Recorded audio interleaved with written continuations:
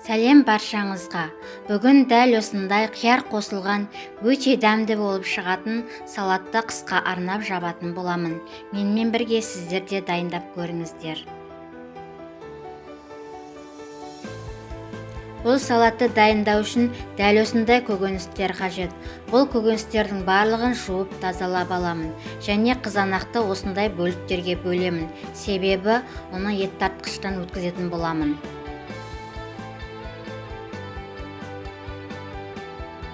Міне, дәл осылай қызанақтарды ет тартқыштан өткізіп аламын. Енді болгар бұрышын дәл осылай ұзынша етіп турайтын боламын. Болгар бұрышының жасылы немесе қызылы болса да болады. Барлық түрін қолдануға болады.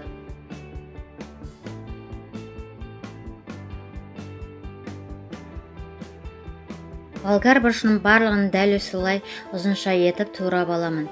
Енді сәбізді үккіштен өткіземін.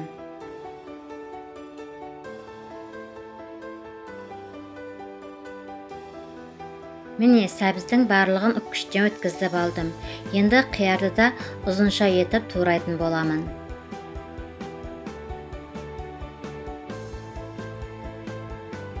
Салатқа қажетті барлық заттың мөлшері төмендегі описаниеде көрсетілген. Сол жерден қарасаңыздар болады.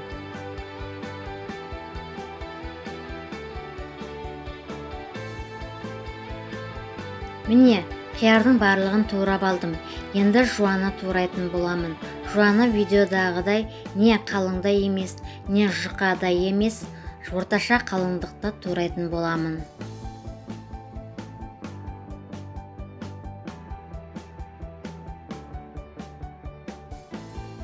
Жуанның барлығын турап алдым. Енді сарымсақты ұсақтап турайтын боламын.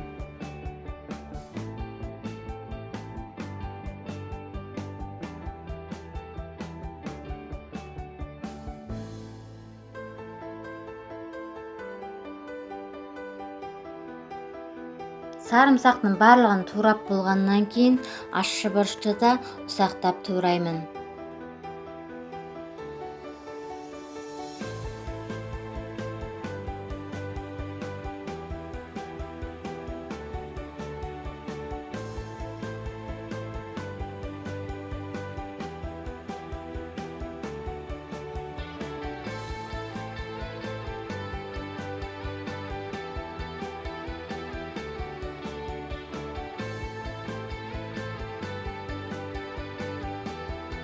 Енді укропты да ұсақтап тураймын.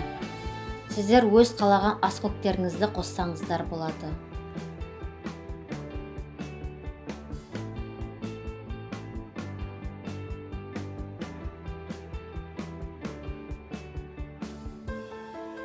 Банкілер мен қақпақтарды дәл осылай мантоваркада стерилдедім.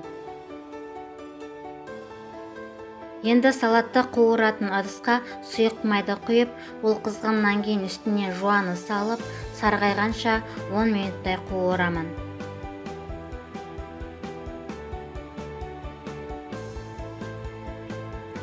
Жуа сәл сарғайғаннан кейін оның үстіне сәбізді салып, жақсылап араластырып, оны да 10 минут қуырамын.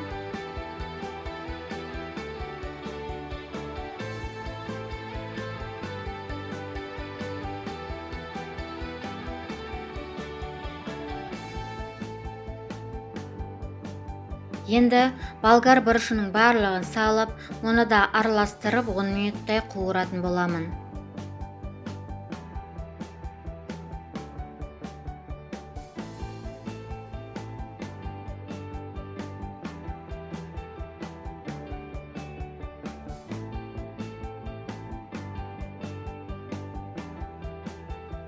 Болгар бұрышы қуырылғаннан кейін оның үстіне туралған қиярдың барлығын салып, жақсылап араластырып, оны 5 минуттай қуырамын.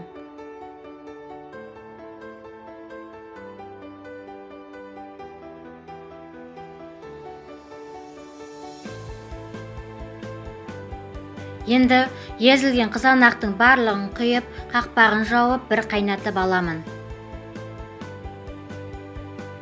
Қызанақ дәл осылай қайнағаннан кейін үстіне сарымсақты, укропты салып, араластырып, оның үстіне 1 қасық қант, 1,5 қасық тұзды салып, жақсылап араластырып, 10 минут қайнатамын.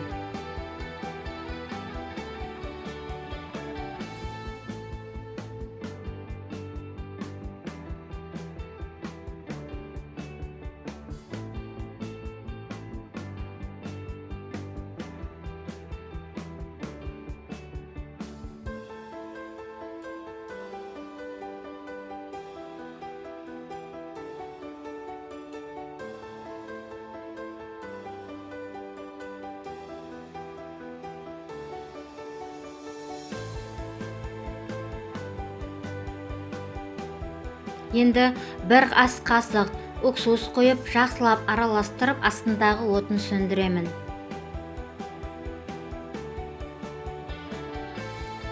Дайын болған салатты ыстық күйінде стерилденген банкілердің барлығына құйып, қақпақтарын жақсылап жабамын. Егер видео ұнаған болса, лайк басып, пікір қалдырып, каналыма тіркелуді де ұмытпаңыз.